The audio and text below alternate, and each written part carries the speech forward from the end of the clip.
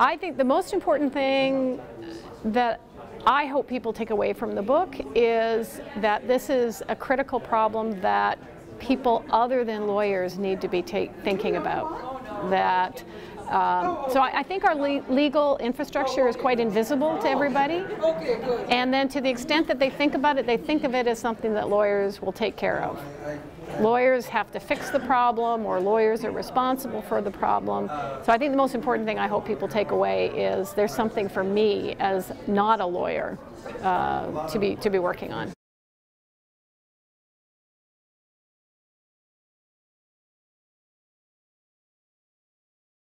So I've been thinking about the economics of law and legal institutions for about 10 or 15 years.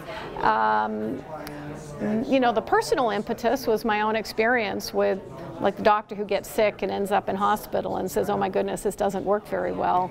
You know, it's the experience of the family court systems as too expensive, creating more conflict rather than solving conflict, and not doing a very basic thing. So as an economist, I started thinking about how can we, why is it like this? And how could it be different? Yeah, so I was kind of pulling together all of that.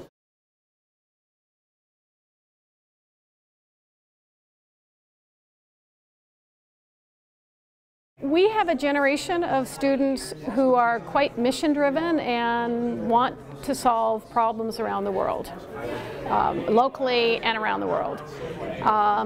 I think the part of the solution that's missing for people is how do we reinvent the sets of rules that we have, the way those rule systems work.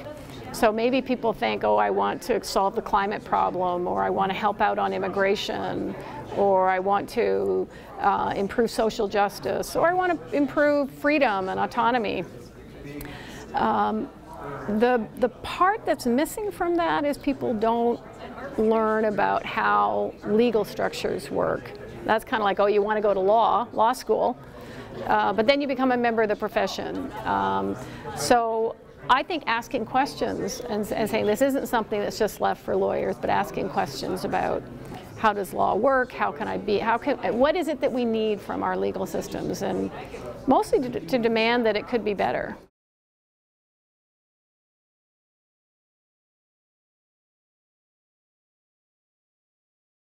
Yes, yes. And Father Sean in his comments really, I think, helped to frame this.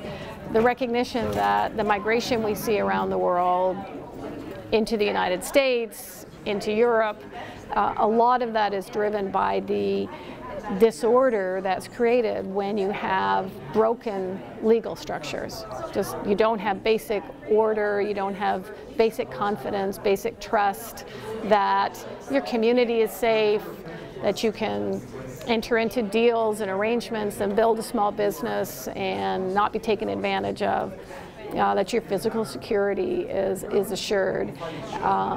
And so the connection around the world is that we take for granted in advanced countries that basic legal order is around us, and we don't really need the law, we don't need governments, people will live by their contracts, people will drive safely, they will leave your stuff alone, you can have confidence in the security of your person and your property for the most part.